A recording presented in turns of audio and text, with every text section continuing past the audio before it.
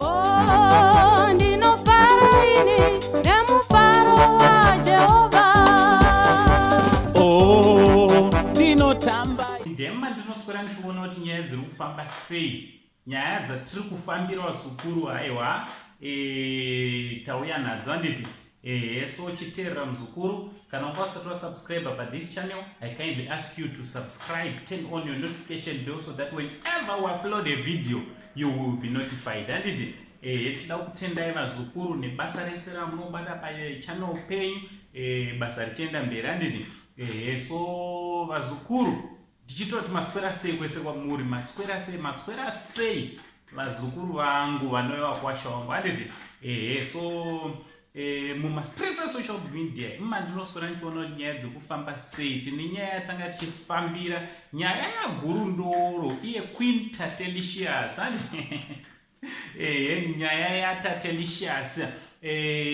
Sekuziva kwenyu Tete Tilda handiti. Tete Tilda moyo vane basa rakakura ravari kubata, vane mabasa akawanda vanobata anobetsera mhuri yeZimbabwe handiti.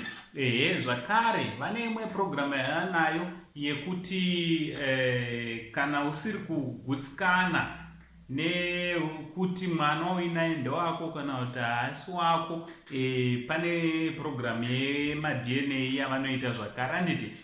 Uko kwatakazoona Tatelicious kana kuti Tatenda Senzo Karigambe akazosvikawo paakaendesawo nyaya yake kwaTilda kuti angari anotestwawo kuda kuongorora kuti mwanakomana wake umwe chete anonzi Yetanyaradzwa mwana wake here zvechokwadi kana kuti haasi. Asi Tatelicious asada kudaro kufanana kwakaita naTanyaradzwa ka well kufanana dzinogona kuita nhodzerwa zukuru, hadzipamwe nhodzerwa handiti. So chichakazoitika results in fact pakatorwa tete vemwana handiti. Tete vemwana kuda kuti hanzvadzi yaTatelicious, I think ndiye twin sister yaTatelicious handiti.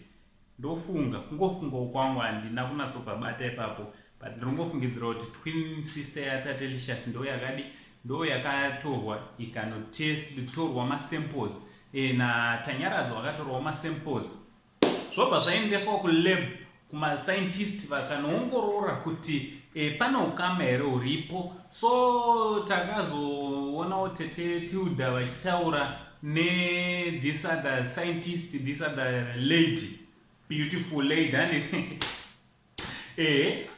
Achibva ataura kuti aiwa percentage yekuratidzawo kuti zvoni vari related yakakura handiti.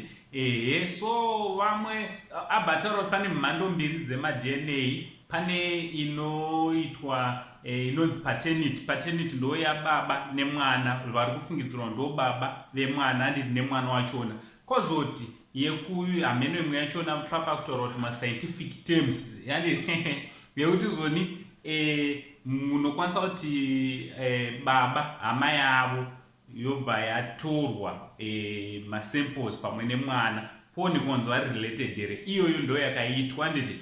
So mastreets esocial media zvazara zvokuti Tatelicious ndiye baba, Tatelicious aiwa DNA haisi kukonfirma kuti zvoni ndiye baba, because Tatelicious haana kunge ari akatorwa masamples, so haazvigone kupruvha kuti ndiye baba vaTanyaradzwa kana masamples ake asina kutorwa kuendeswa kumalab handiti. So vanhu tine chida kuti nhau dzimhanye zvinakidze kudai zvanditi, tese tinotozvidawo, but sometimes ngatimhanyise nyaya dzine chokwadi, tongospaisawo pano nepapo but tisazonyanyise hapana chakaipa. So mastreets ndiri kutaura kunzi zvoni zvakonfirmiwa naTete Tilda kuti zvoni Tatelicious ndiye baba. Ini manzwiro wandaitawo hangu ndanzwa scientist ndiye atotaura kuti Tatelicious kana zvichigona tinogona kutomutumirawo masamples handiti, kuti tinogona kumutumira maapparatus ekuti angari anotora masamples otumirwa kulab, and then mwanawo otorwawo wakewo masamples anenge achidiwa, then zvobva zvavhenganiswa kuongororwa kuti zvoni ndiye here baba. zvozoonekwa ndiye baba kana kuti haasi. But pari zvino kuri kunzi mwana ano probability kuti are related natate Licious nekuda kuburikidza natete ava yakakura ndeti kureva kuti vari related. So apa patamira kuti tizonzwa kuti tate Licious achatumira here masamples kuti tinge tiri tinozokonfirmawo kutaurawo kuongorora nokuona kuti ndiye baba patanyaradzwa. Zvimwe hazvidi masample mani, zvimwe hazvidi kuongororwa maDNA. Unongoti asaofesi kuti uyu unozva pane zvimwe zvoti unozvi amendrika ndichirega unyanyokomenda ndochandangoti kuigirei pazuva ranhasi. Munofungewo kudii nemwana uyu natate Licious nebasa rikuitwa natete Tilda zukuru anditi ngande tinofollowa tete Tilda vane nyaya dzakamwanda dzavanobata and tinofollowa this wonderful lady nauncle Saint, the only Zimbabwean uncle. Nditega sekuru venyu anditi kungonzwa mwana kuti pirinyi ndini uncle batai mumuidze padaro tichibata tichi much love.